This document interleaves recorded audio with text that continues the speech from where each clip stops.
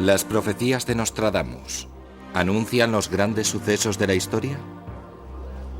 ¿Un código descubierto en la Biblia puede contener la fecha del fin del mundo? Las visiones proféticas de ciencia ficción. ¿Acaso la ciencia no sobrepasa nuestras fantasías?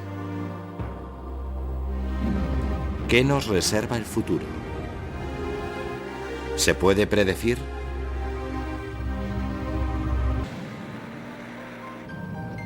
La Guerra del Golfo, ¿estaba escrita? Semanas antes de que estallara, unos investigadores descubrieron un código oculto en las letras de la Biblia. Decía: Saddam, guerra, 18 de enero de 1991. La fecha exacta en que estalló la guerra. ¿Coincidencia o profecía? Siempre se ha sospechado que la Biblia contiene un código secreto. El libro de Daniel profetiza el descubrimiento de un libro sellado que no se abrirá hasta el fin de los días. En 1993, un ex reportero del Wall Street Journal quiso investigar si este código podría ser el propio libro de El fin de los días.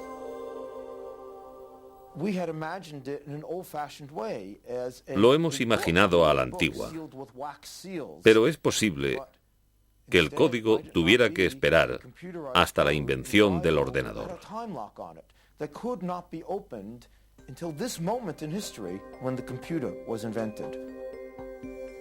No es la única profecía codificada en la Biblia descubierta por los investigadores. El libro sagrado también contenía los nombres y fechas de algunos hechos históricos, como los asesinatos de Abraham Lincoln y John Fitzgerald Kennedy, el alunizaje del Apolo, la Revolución Rusa, el terremoto que arrasó China en 1976, el choque de un cometa con Júpiter en 1994 y un sinfín de acontecimientos históricos. ¿Cuál es el secreto?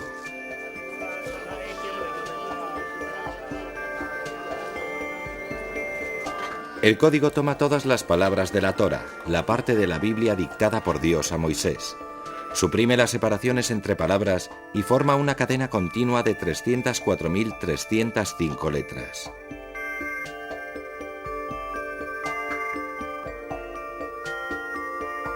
Entonces el ordenador selecciona secuencias de letras aleatorias como una letra de cada 5 o de cada 47 o de cada 500.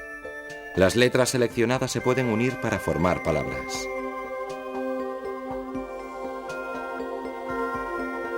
Para horror de Drosnin, en 1994 una secuencia que tomaba una de cada 4.772 letras dio un nombre conocido, Yitzhak Rabin, y cruzando el nombre del primer ministro israelí aparecía un mensaje: el asesino matará. Convencido de que el código era cierto, Drosnin tenía que actuar. Advertí al primer ministro, le dije, la única vez que sale su nombre en la Biblia, lo cruzan las palabras el asesino matará, y debería tomárselo en serio, porque los asesinatos de John y Robert Kennedy también están cifrados en la Biblia. Creo que está usted en peligro, pero que este se puede prevenir. Rabin ignoró la advertencia. Fue asesinado el 4 de noviembre de 1995. El nombre de su asesino, Yigal Amir, también apareció en el código. ¿Extraña coincidencia o astutos juegos de números? Suponiendo que las palabras de la Biblia nos den un código, ¿cómo pudo ocurrir?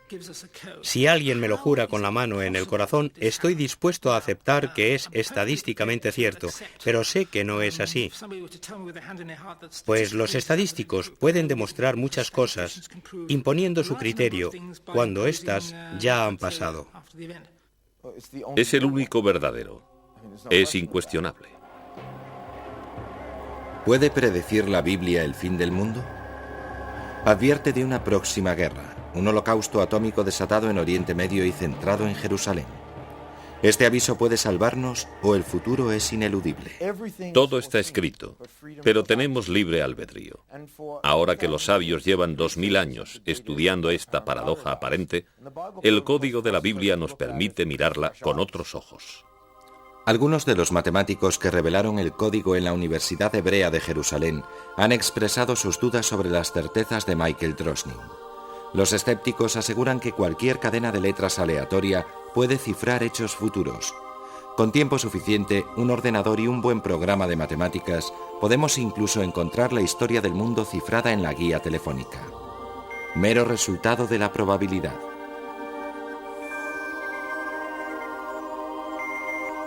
Pero si el código es cierto, pronto lo sabremos. Se dan 2 fechas para el holocausto nuclear, 2000 y 2006.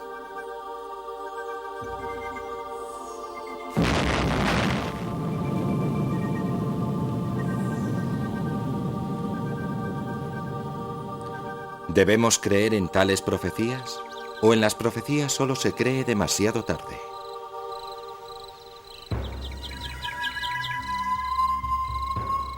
Ese fue el destino de la profetisa más conocida de la antigüedad. La leyenda nos habla de Casandra, hermosa hija de Príamo, rey de Troya. El dios Apolo le dio el don de la clarividencia. Como ella le negó su amor, él se vengó con una maldición. Sus profecías siempre serían ciertas, pero nadie la creería. Predijo la ruina de Troya si entraba en guerra con Grecia, y presenció impotente cómo usaban los griegos su caballo de madera para entrar en la ciudad y destruirla.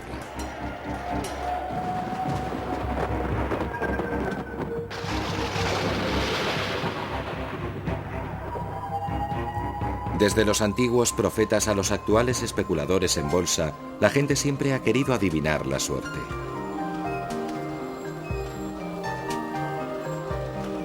Predecir el futuro y explotar el azar es una ambición universal.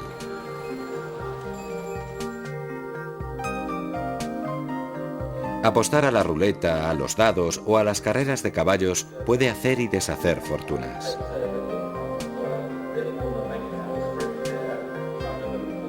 Los jugadores recurren a todo tipo de tácticas para conjurar la suerte, y si fallan los oráculos convencionales como la crítica hípica, siempre hay otro modo de encontrar un ganador. Conozco a alguien que acude a una adivina y ha tenido un éxito sorprendente. No sé si será casualidad, pero está detrás de premios muy gordos. Por desgracia, a mis expensas. Clarividencia significa ver claro, y el símbolo de un ojo que todo lo ve se remonta al antiguo Egipto. ¿Se puede usar la clarividencia para conocer al ganador de una carrera? Los corredores de apuestas se juegan su pan a que no, pero nunca pueden estar seguros. Somos muy supersticiosos. Los corredores somos supersticiosos con los colores. Para mí el verde es el beso de la muerte. Tuve un coche verde y fue la peor racha de mi vida. No aceptaría un box verde, ver urracas camino de las carreras, un montón de cosas. Los rituales supersticiosos de los jugadores para influir en el futuro y atraer la buena suerte son solo una llamada a pie de página en la historia de la predicción.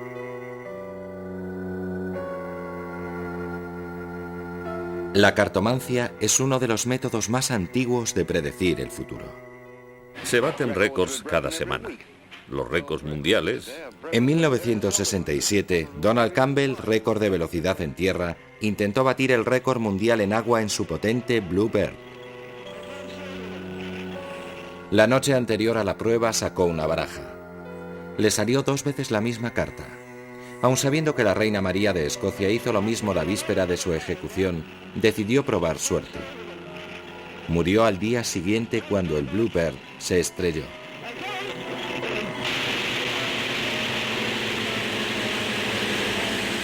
¿Puede una carta decidir el futuro? El tarot es una de las formas más populares de adivinación. Algunos creen que el tarot surgió en el antiguo Egipto, aunque no existen pruebas. Los gitanos lo usan desde hace 500 años. Cuando los gitanos aprendieron a usar las cartas y las incorporaron a su parafernalia, se difundió su uso para adivinar. Las cartas del tarot se interpretan en función de una serie de figuras, los arcanos. Las cartas se sacan de una en una y cada una proporciona información. Es un consejo. La reina de espadas indica a una mujer con una inteligencia incisiva. En este caso te dice, escucha su consejo. Cuando el echador del tarot ya tiene una idea de la personalidad de su cliente, puede sacar cartas para ver su futuro. Se saca la última carta.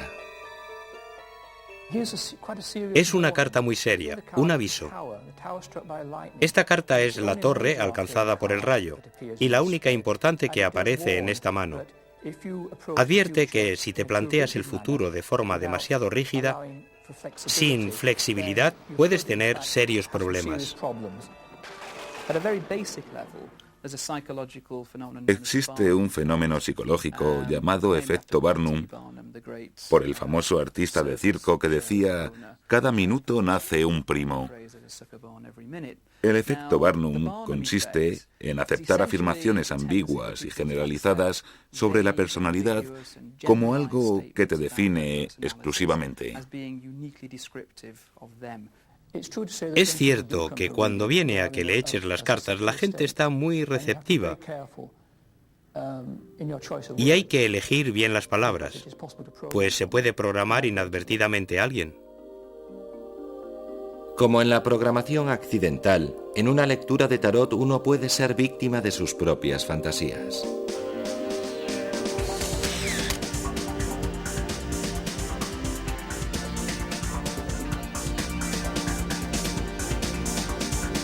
Las profecías que se cumplen de antemano son corrientes en todo tipo de predicción, sobre todo en el mundo de la alta costura. La moda trata de futuro, no del momento presente, ni desde luego del pasado. Creo que es una forma de decir, estoy aquí, ahora, creo en el futuro. Me gusta lo que dice, ¿dónde va? ¿Pero puede darnos la moda una idea de las tendencias futuras? Los largos sugieren ciertas nociones sobre el tiempo que vivimos, el espíritu del momento.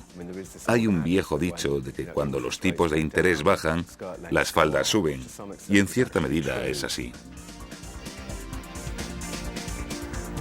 Aunque el largo de las faldas parece un método improbable de predecir el futuro, no es ni mucho menos el más extraño.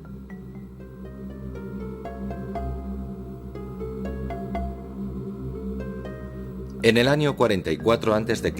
advirtieron a Julio César que no asistiera al Senado romano durante los idus de marzo, pues un vidente vio su muerte en las entrañas de un animal.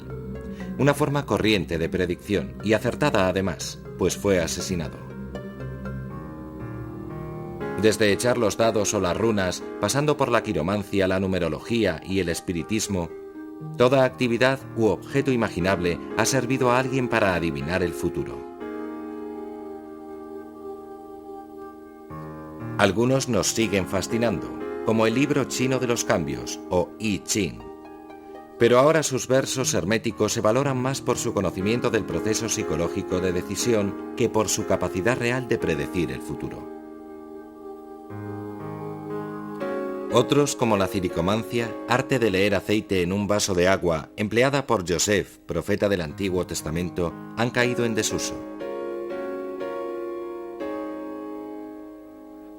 El más raro de todos puede ser la tiromancia, el arte de leer el futuro en la posición de los agujeros de un queso. Como la predicción mediante la moda, estos métodos distan mucho de ser una ciencia.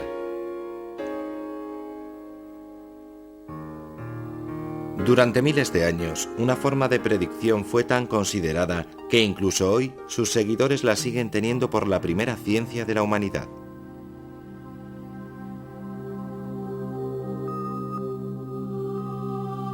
Hoy, el estudio de los movimientos de las estrellas, la astronomía, está separado de la interpretación de su influencia profética, la astrología.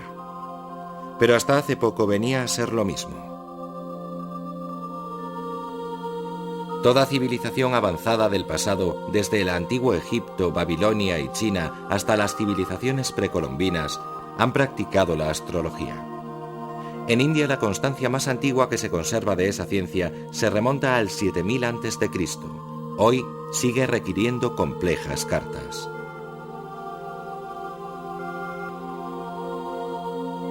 Si bien los sistemas astrológicos varían en cada cultura, la idea de que el movimiento de los cuerpos celestes influye en el destino de los individuos es casi universal.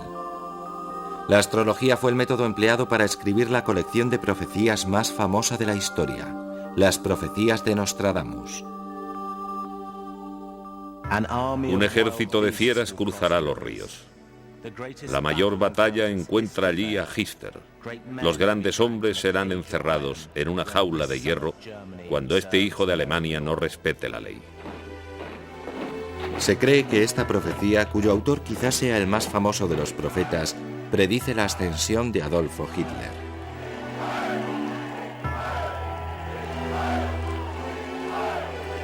Se trata de Michel de Notre Dame, cuyas predicciones están recogidas en 10 tomos llamados Los Siglos, por los 100 versos proféticos o cuartetos que contiene cada libro.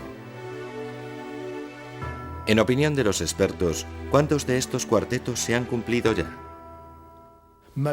La mayoría de los comentaristas opina que tal vez la mitad, pero si comparamos los sucesos que identifican, ves que cada uno atribuye un sentido distinto a los mismos versos. Nacido en Francia en 1503 en una familia acomodada, a los 16 años, cuando estudiaba en Aviñón, Nostradamus ya era famoso por leer las estrellas. Debutó públicamente poco tiempo después.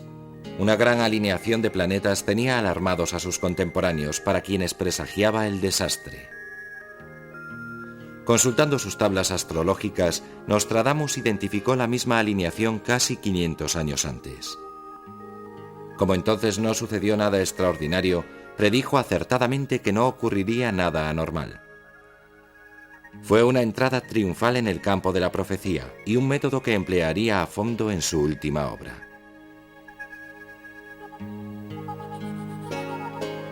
Nostradamus aún tardaría 50 años en instalarse en Salon, Francia, donde escribiría Los Siglos. Ya tenía a sus espaldas una vida extraordinaria y gozaba de fama como médico de la peste y como astrólogo de la corte. Su fama más duradera vendría 5 años después de que se publicara el primer tomo de Los Siglos, cuando se entendió que se cumplía una de sus profecías. Un joven león vence a uno viejo en un duelo triple. Guarda sus ojos en una jaula de oro y le reserva una muerte cruel. En 1559, el rey Enrique II de Francia moría tras 11 días de agonía después de que le hirieran en duelo.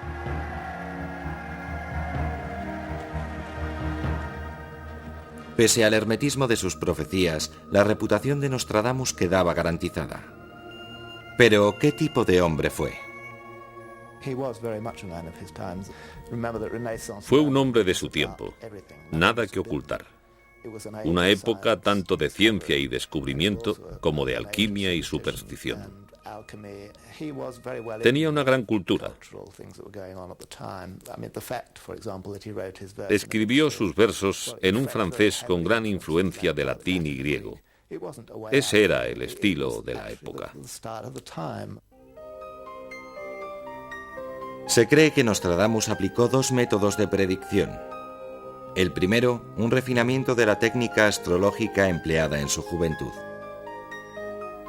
Convencido de que la historia se repite, calculaba la posición de las constelaciones en el momento de hechos pasados y calculaba cuándo se repetirían. Y para esa ocasión Nostradamus ideaba otro gran suceso en el mismo lugar. Predice una revolución que devastará el mundo, tras la que nada volverá a ser igual, cosa que piensa mucha gente y que durará 73 años y 7 meses, lo que duró la Revolución de Octubre de la Unión Soviética hasta el verano de 1991. También predice que alguien de algún lugar situado en los 50 grados de latitud renovará la iglesia, y el Papa actual es de Cracovia, que está situada a 50 grados. Su otro método de predicción era un espejo mágico.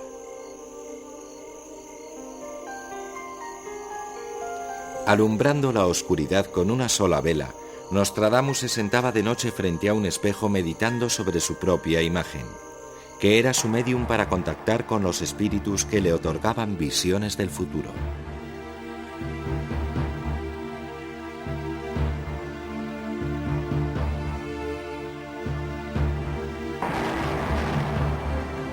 ¿Era esta la explicación de sus llamativas predicciones o todo era debido a razones terrenales?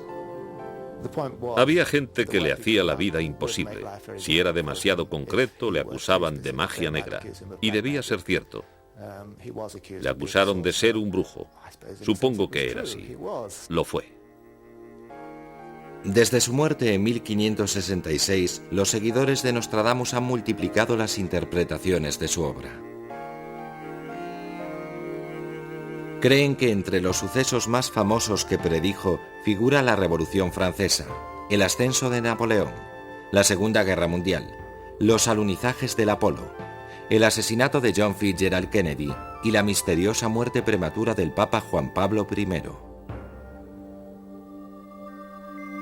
Una de las pocas profecías con fecha concreta de Nostradamus habla de un cataclismo épico en 1999. Ve venir algo como la séptima piedra ardiente de San Juan. Supongo que habla de las revelaciones. Pues hasta ahora la séptima piedra es la llamada crisalita, que es una forma de olivino. Bueno, pues lo curioso es que hace poco, cuando pasó el Hale-Bopp, los científicos encontraron uno de sus componentes, olivino. Así que quizá hable de una posible destrucción por un asteroide, que, si no el fin del mundo, desde luego traerá el final de una época. Los escépticos sostienen que con un poco de ingenuidad se puede hacer encajar los versos ambiguos de Nostradamus con casi cualquier hecho histórico. Pero, ¿qué pasa con Hister y su innegable parecido con Hitler? Varios cuartetos contienen la palabra Hister, pero casi siempre van asociados a Rin, el río Rin, y Hister es el nombre antiguo del Danubio, pues eran los antiguos límites del Imperio Romano.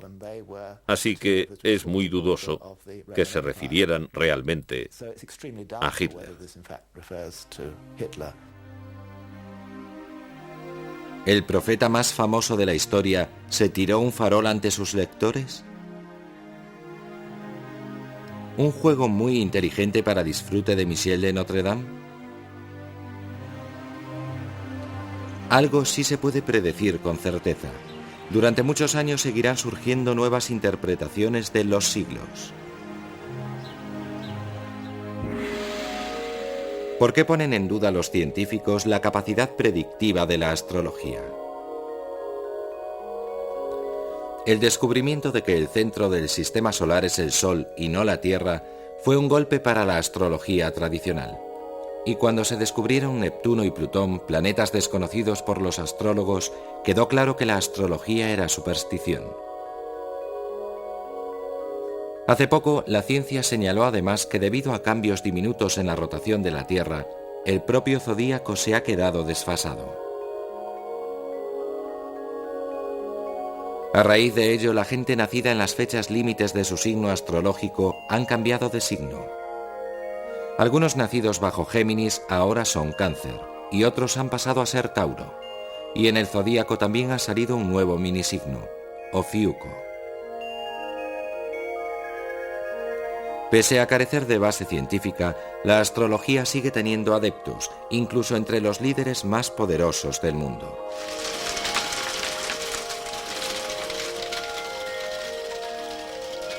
¿Puede encontrar la ciencia alguna prueba de la existencia de poderes proféticos? Empleando metodologías científicas adecuadas, se puede comprobar en laboratorio cualquier capacidad de precognición. Descartamos todos los factores que podrían inducirnos a creer erróneamente que está pasando algo, para que no haya fraude, ni camelo, ni autoengaño, y vemos si al final queda algún poder mental. Los parapsicólogos usan diferentes pruebas para averiguar la verdad sobre los poderes mentales. Algunas intentan descubrir la capacidad de clarividencia. Por ejemplo, se somete a la persona a un estado de privación sensorial y se le pide que prediga el contenido de un vídeo elegido al azar.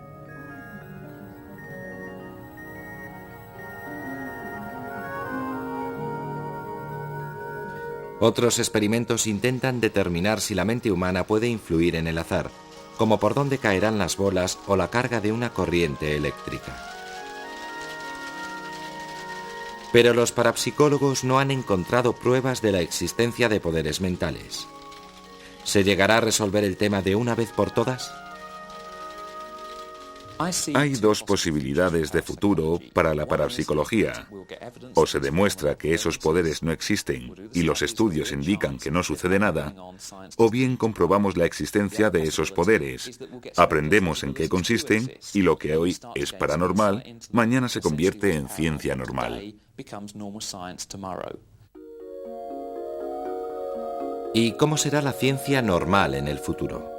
Quizá los profetas de la era moderna ya no sean videntes, sino autores de ciencia ficción.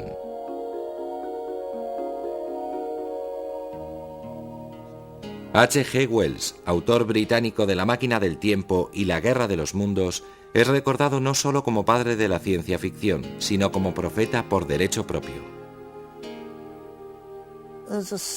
Podemos decir que Wells inventó el futuro en el sentido de poder pensar en él lógicamente, y no a la Nostradamus.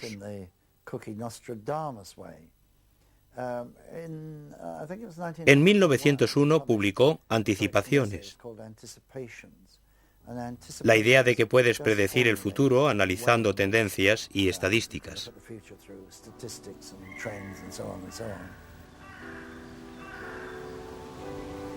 De joven, Wells vivió con su madre sirvienta en el lujoso Upper Hall. Mientras los aristócratas disfrutaban de las estancias luminosas del piso alto, los criados permanecían en las dependencias subterráneas reservadas al servicio. Esta experiencia de una sociedad profundamente dividida en clases, junto con las ideas sobre la evolución, inspiraron La máquina del tiempo.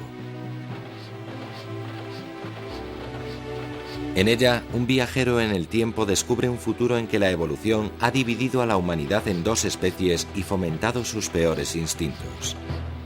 La clase gobernante ha sido esclavizada por sus siervos subterráneos, quienes los explotan como a ganado, pues se han vuelto caníbales. ¿Fue Wells el primer autor de ciencia ficción? ¿O fue Julio Verne, escritor francés del 19, quien predijo el fax y los viajes espaciales? En realidad los orígenes son anteriores aún. En mi opinión, empezó con Frankenstein o El moderno Prometeo de Mary Shelley, publicado en 1818. La historia de Frankenstein introdujo uno de los grandes temores de la era moderna: que un día los científicos manipulen el máximo poder, el poder sobre la muerte. Un espectro que resultaba aún más aterrador en tiempos de Mary Shelley, pues los primeros experimentos eléctricos parecían sugerir la posibilidad de que una corriente eléctrica reanimara a los cadáveres.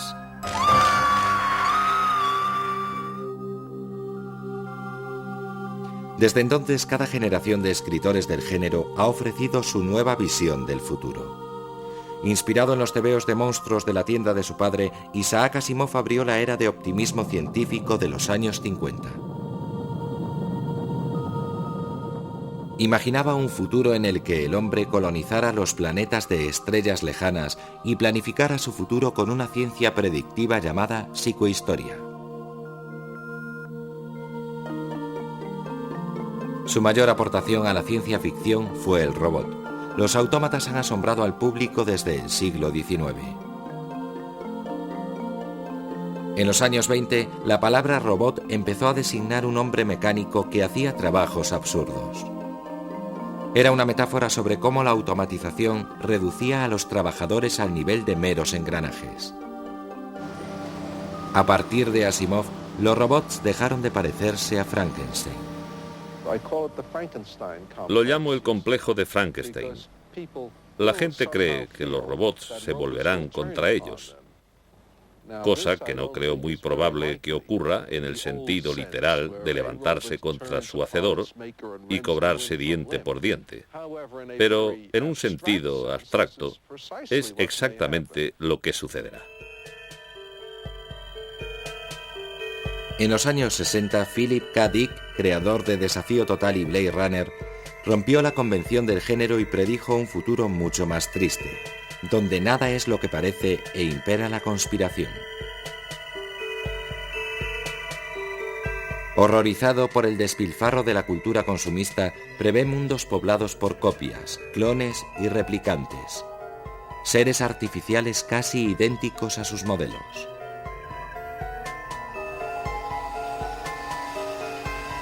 ¿Cuál de estos profetas literarios es el más visionario? El sueño de robots inteligentes y viajes interestelares de Asimov sigue estando muy lejos. Aunque algunos físicos consideran posible viajar por el tiempo, nunca podremos fabricar una máquina del tiempo. Pero ya están aquí los clones profetizados por Dick. En 1995, un equipo británico hizo realidad una de las profecías de la ciencia ficción, al clonar a la oveja Dolly, copia biológica exacta de otra oveja a partir de una muestra de célula. Fue posible gracias a los últimos avances en genética, la ciencia que estudia los componentes fundamentales de la propia vida, nuestros genes. El cuerpo humano contiene 3.000 millones de pares, de 4 tipos, A, C, T y G, dispuestos en 23 conjuntos llamados cromosomas.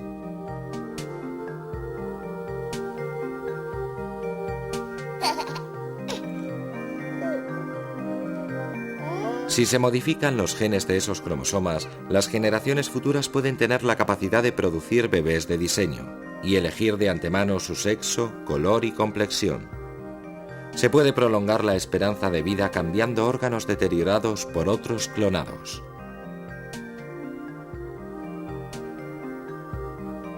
Pero los métodos empleados para cultivar los recambios, como esta oreja de niño, han estremecido al público.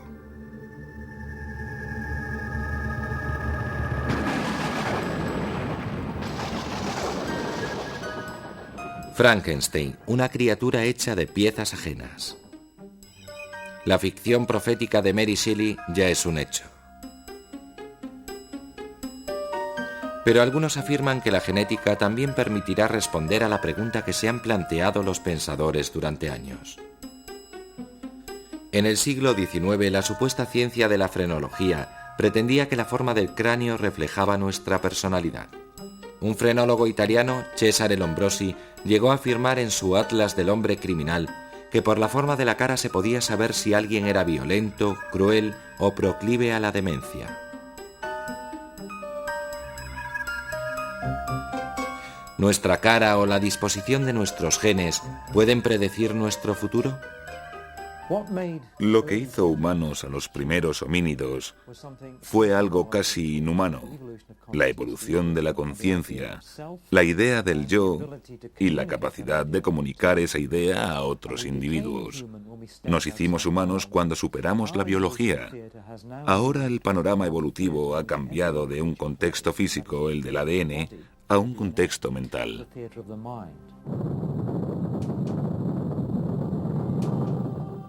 Hemos evolucionado de forma espectacular. Podemos volar, y no gracias a nuestros genes, sino gracias a nuestro cerebro. Eso es lo que diferencia al hombre, es lo que le hace único.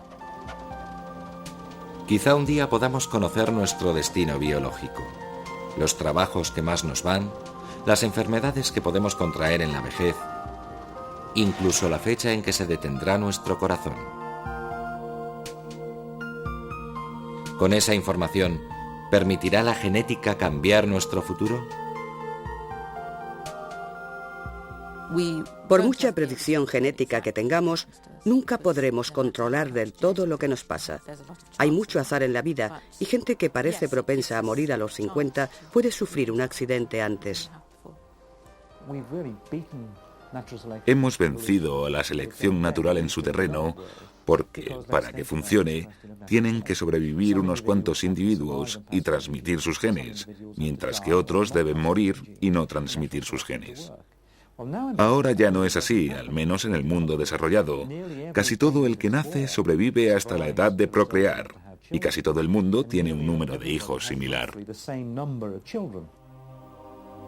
Con la terapia genética, las generaciones futuras vivirán muchos más años con buena salud. Podrán manipular la biología para crear no solo versiones mejoradas de plantas y animales existentes, sino nuevas formas de vida. Aunque jugar a ser Dios puede traer consecuencias. El deseo nazi de crear una raza superior desembocó en un holocausto. ¿Qué otros peligros nos acechan? La evolución es como montar en bici. Puedes frenarla, pero no parar, pues te caerías. Nunca sabemos qué horrores nos esperan a la vuelta de la esquina. Pueden ser nuevas enfermedades como el SIDA. Es concebible que una nueva enfermedad mate al 95% de las personas y solo sobreviva el 5% que tenga cierto gen, que son los que darán paso a las generaciones futuras. Eso es evolución por selección natural. Espero que no suceda, pero lo bueno de las predicciones evolutivas es que nadie que vea este programa podrá saber si me equivoco o no. El profeta más reciente de la ciencia ficción se interesa por las peligrosas consecuencias de otra rama de la ciencia. No son solo los avances genéticos los que dividirán a las generaciones futuras en amos y siervos, sino la posesión de la información. En el futuro, las fronteras del espacio exterior pueden ser sustituidas por la infinidad del espacio interior. Ciberespacio. Una alucinación colectiva en el centro de un mundo de empresas todopoderosas y de renegados sin ley, los ciberpunks. Esta es la aterradora visión del futuro de las novelas de William Gibson. Un futuro donde la revolución de la información ha transformado la existencia humana por completo. La gente enchufa literalmente su mente a la autopista de la información y recorre sus pasillos digitales para comprar o piratear casi cualquier información o experiencia imaginable.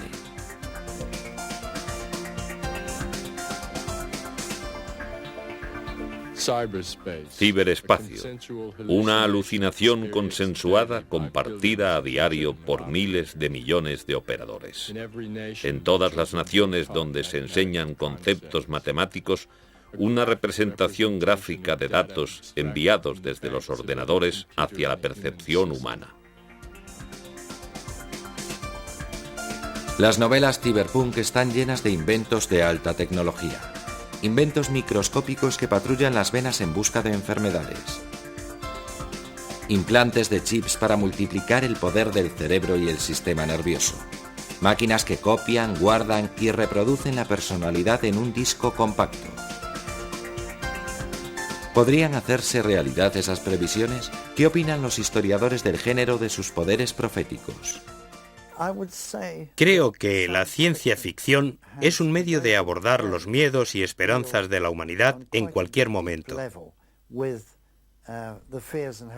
En cuanto a su calidad profética, no es ni la mitad de útil que la reflexión sobre el futuro como espejo que refleja el presente.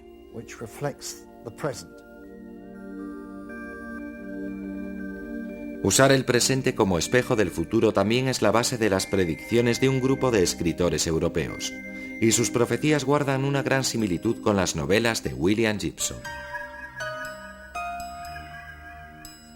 Ven las semillas del futuro en la decadencia presente, sobre todo en las ciudades. El futuro, aseguran, será una nueva Edad Media. Predicen la decadencia de las naciones en favor de pequeñas ciudades-estado y confederaciones independientes. Un gran incremento de la delincuencia con poblaciones enteras viviendo del narcotráfico. la aparición de nuevas epidemias que diezmarán a la humanidad por la falta de antibióticos eficaces.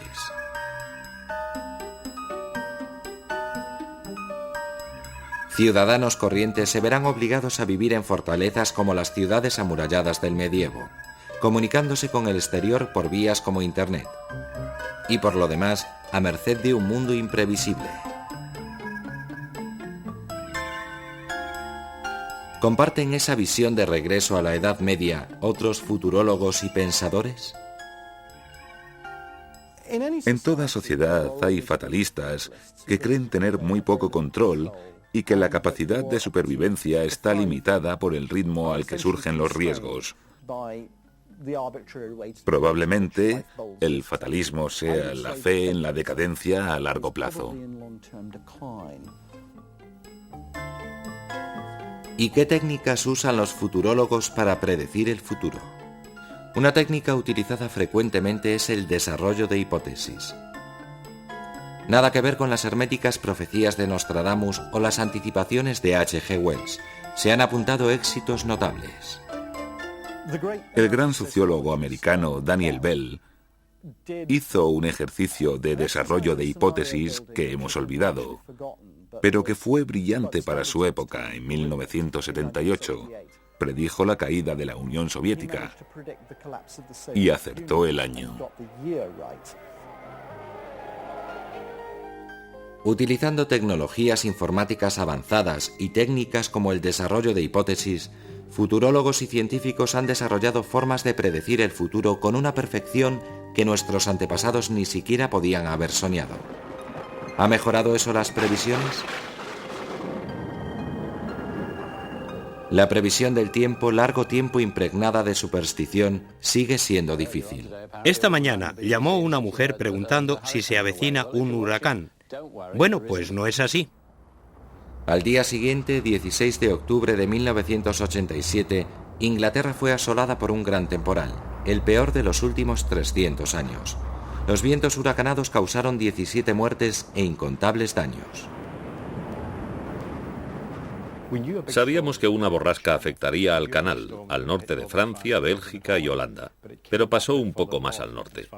Y cuando le afecta personalmente, la gente considera que un error de entre 90 y 150 kilómetros constituye una mala previsión. Las previsiones han mejorado, pero las expectativas han aumentado. Se esperan previsiones más precisas, así que me parece justo decir que, como hemos mejorado, ya no es cosa de broma. La gente se toma en serio la previsión del tiempo, espera demasiados detalles, demasiada precisión, pero aún estamos lejos de conseguir previsiones perfectas.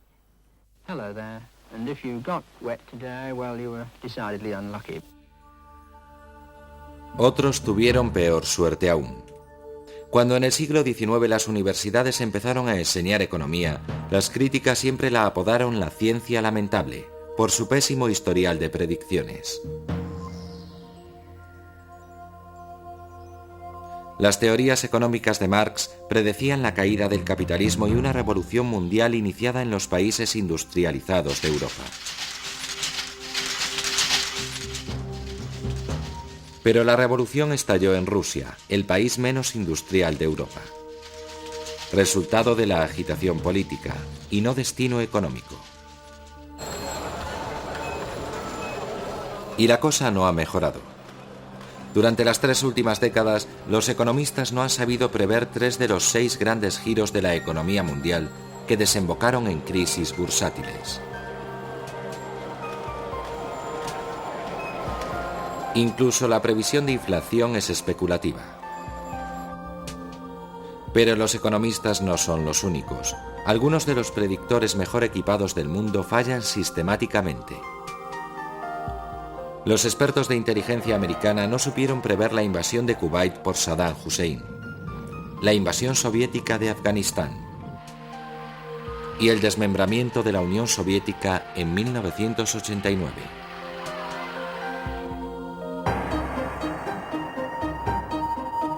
Pero quien se lleva la palma en fracasos son los futurólogos profesionales.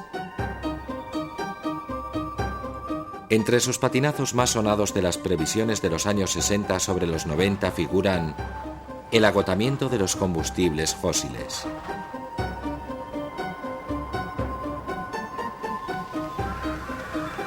Una explosión demográfica tan fuerte que la agricultura mundial no podría alimentar. Nuevas enfermedades mentales como la crisis de futuro, debida a la velocidad del cambio tecnológico. Cada año gastamos montañas de dinero en predecir o especular sobre el futuro.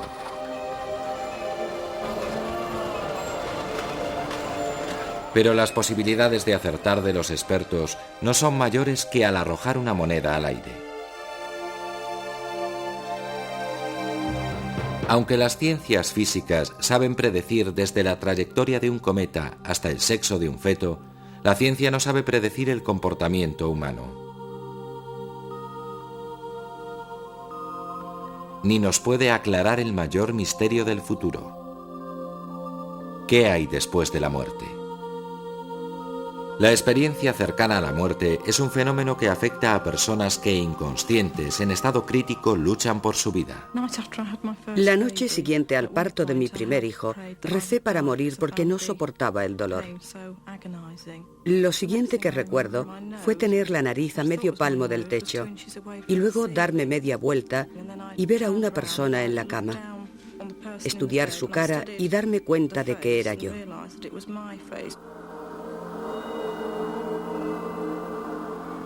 Entonces entré en un túnel con una luz muy brillante al final. Llegué hasta la luz, más potente que el sol, y me di cuenta de que debía detenerme. Era como mirar por la ventana.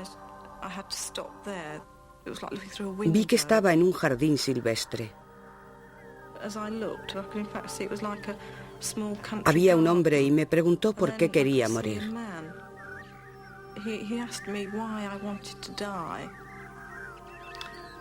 Recuerdo que me pregunté si era mi abuelo, que murió cuando yo tenía 9 años. Supe que si iba más allá moriría. Me preguntó quién atendería a mi recién nacido.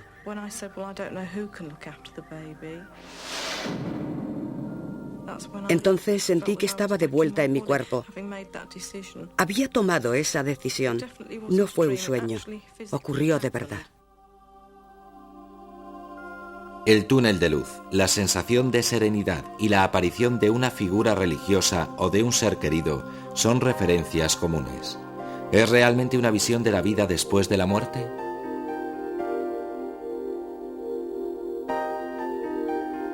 Los estudios médicos indican que esas experiencias tienen su origen en el sistema límbico del cerebro, importante en la percepción de la luz, pero que cuando le falta oxígeno o en caso de lesión o de ingestión de drogas, puede provocar éxtasis. Posiblemente las experiencias próximas a la muerte no sean más que una secuela biológica de lesiones graves. ¿Eso es todo? El médico me dio un puñetazo. Primero levantó la mano y luego me golpeó. Me metió por la garganta un embudo de plástico. El hombre me lo metió al revés y me aflojó algunos dientes. Yo estaba furioso, pero no el cuerpo que yacía en la mesa. Me enfadé viéndole hacer desde arriba. Otro médico agarró con las 2 manos una jeringuilla con una aguja larguísima y me pinchó el corazón.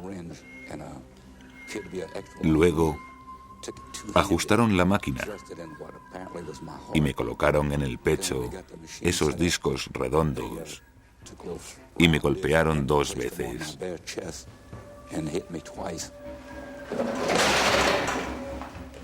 Podía ver un osciloscopio donde aparecía una línea recta, pero cuando me golpearon de nuevo, volvió a fluctuar. Esta capacidad de relatar con toda precisión sucesos ocurridos cuando los pacientes estaban clínicamente muertos sigue sin explicarse. Para muchos son un encuentro con un mundo después de la muerte, la propia vida eterna.